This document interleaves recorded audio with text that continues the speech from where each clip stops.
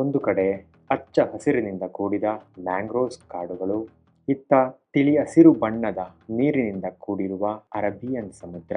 ಮತ್ತೊಂದು ಕಡೆ ಈ ಸ್ಥಳಕ್ಕೆ ಪ್ರವಾಸಿ ಮೆರುಗು ಕೊಡುವ ಮಸಾಲೆ ಪದಾರ್ಥಗಳ ಮಾರುಕಟ್ಟೆ ಮತ್ತು ಹಿಪ್ಪೀಸ್ ಮಾರುಕಟ್ಟೆ. ಕಾರವಾರದ ಕರಾವಳಿ ಪ್ರದೇಶದಲ್ಲಿರುವ, ಅದರಲ್ಲೂ ದಕ್ಷಿಣ ಕಾಶಿ ಅಂತಾನೆ ಪ್ರಸಿದ್ಧಿ ಪಡೆದಿರುವ ಗೋಕರ್ಣಗೆ ತಮಗೆಲ್ಲರಿಗೂ ಸ್ವಾಗತ, ಸುಸ್ವಾಗತ. ಸೊ ಇವಾಗ ನಾವು ಗೋಕರ್ಣ ಮೇನ್ ಬೀಚಿಗೆ ಬಂದಿದ್ದೀವಿ. ಆ ಮೇನ್ ಬೀಚ್ನ ಎಂಜಾಯ್ ಮಾಡೋಣ. ಇಲ್ಲಂತೂ ಪ್ರವಾಸಿಗರು ತುಂಬ ಎಂಜಾಯ್ ಮಾಡ್ತಾ ಇದ್ದಾರೆ ನೋಡಿ, ನೀರಲ್ಲಿ ನಿಂತ್ಕೊಂಡು ಆಟ ಆಡ್ಕೊಂಡಿದ್ದಾರೆ ಬೀಚಲ್ಲಿ.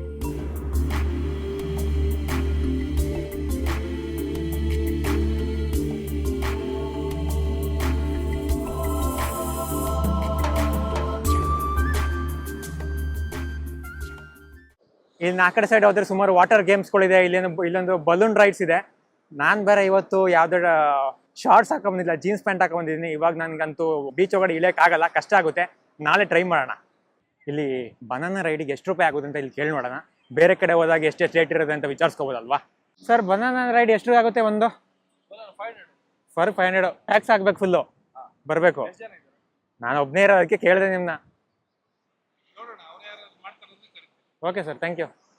ಫುಲ್ ಮೆಂಬರ್ಸ್ ಹೌಸ್ಫುಲ್ ಆಗ್ಬೇಕಂದ್ರೆ ಮಾತ್ರ ಈ ಬನಾನಾ ರೈಡಲ್ಲಿ ನಾವು ಹೋಗಕ್ಕೆ ಸಾಧ್ಯ. ಯೋಚನೆ ಮಾಡ್ತಾ ಇದ್ದೀನಿ, ಏನು ಮಾಡೋದು, ಹೋಗೋದಾ ಬ್ಯಾಡ್ವಾ ಅಂತ. ನಂದು ಔಟ್ಫಿಟ್ ಬೇರೆ ಸರಿ ಇಲ್ಲ, ಏನು ಮಾಡೋದು ನೋಡೋಣ, ವೆಯ್ಟ್ ಮಾಡೋಣ. ಜೈ ಆಂಜನೇಯ. ಹೆಂಗೆ ಅನಿಸುತ್ತೆ ಹಂಗೆ ಮನಸ್ಸಿಗೆ.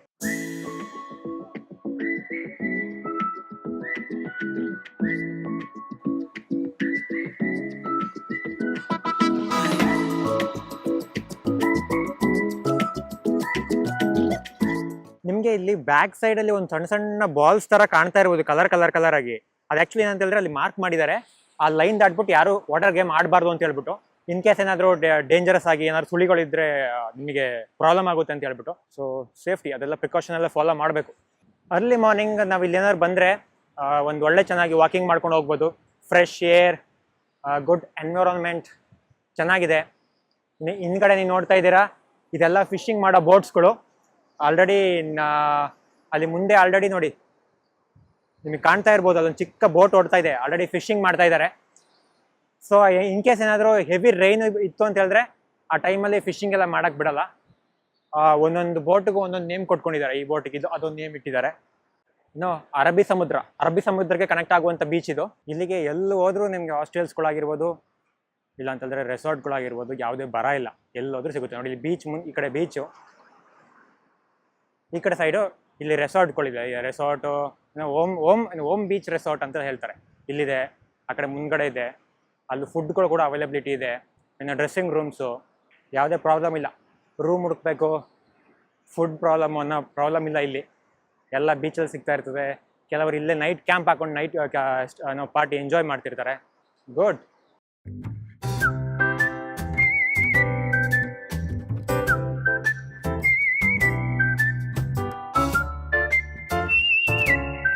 ಇಲ್ಲಿರುವಂತಹ ಹಿಪ್ಪೀಸ್ ಮಾರ್ಕೆಟು ಈ ಗೋಕರ್ಣದಲ್ಲೇ ಫೇಮಸ್.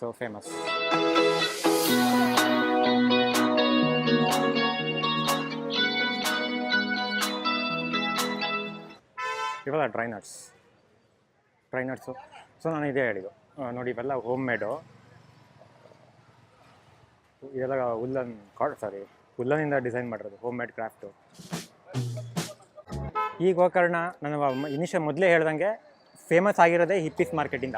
ಯಾವಾಗ ಹಿಪ್ಪೀಸ್ ಮಾರ್ಕೆಟು ಹಿಪ್ಪೀಸ್ ಪ್ರಾಡಕ್ಟ್ಗಳು ಅಂದರೆ ಹೋಮ್ ಮೇಡು, ಹ್ಯಾಂಡ್ ಕ್ರಾಫ್ಟು ಯಾವಾಗ ಸ್ಟಾರ್ಟ್ ಆಯಿತು, ಆವಾಗ ಸೊ ಒಂದೊಂದೇ ಬಿಸ್ನೆಸ್ ಡೆವಲಪ್ ಆಗೋಕ್ಕೆ ಸ್ಟಾರ್ಟ್ ಆಯಿತು. ಅದಾದಮೇಲೆ ಸ್ಪೈಸಸ್ ಬಂತು. ಸ್ಪೈಸಸ್ ಆದಮೇಲೆ ಇಲ್ಲಿ ಟೂರಿಸಮ್ ಡೆವಲಪ್ಮೆಂಟ್ ಆಯಿತು. ಟೂರಿಸಮ್ ಡೆವಲಪ್ಮೆಂಟ್ ಆಯ್ತಾ ಇದ್ದಂಗೆ ಜನಗಳು ಜಾಸ್ತಿ ಬರೋಕ್ಕೆ ಸ್ಟಾರ್ಟ್ ಮಾಡ್ತಾರೆ. ಈ ಕಡೆ ಫಾರಿನರ್ಸ್ಗಳು, ಆಮೇಲೆ ಇಲ್ಲಿ ಜಾಸ್ತಿ ಈ ಗೋಕರ್ಣದಲ್ಲಿ ಜಾಸ್ತಿ ಫಾರಿನರ್ಸ್ಗಳು ಜಾಸ್ತಿ. Dry nuts, pumpkin seeds. So ಬಿರಿಯಾನಿಗೆ ಯೂಸ್ ಮಾಡೋದು. ಇದು ನಟ್ಮಗ್ ಅಂತ ಯೂಸ್ ಮಾಡ್ತಾರೆ. ಇದು ಫ್ಲೇವರ್ಗೆ, ಬಿರಿಯಾನಿಗೆಲ್ಲ ಇವೆಲ್ಲ ಯೂಸ್ ಮಾಡೋದು. ಸೋಂಪು, ಡ್ರೈ ನಟ್ಸ್.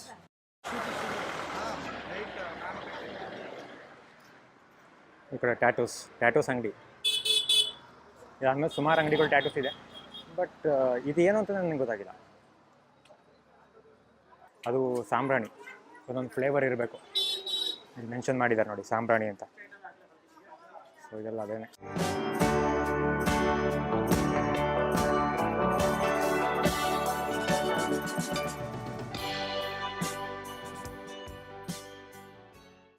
ಈ ಕಡೆ ಬಂದರೆ ನೋಡಿ ಅಸಲಿ ಮಾರ್ಕೆಟ್ ಸಿಗುತ್ತೆ. ಇದೆಲ್ಲ home made, I mean hand crafted.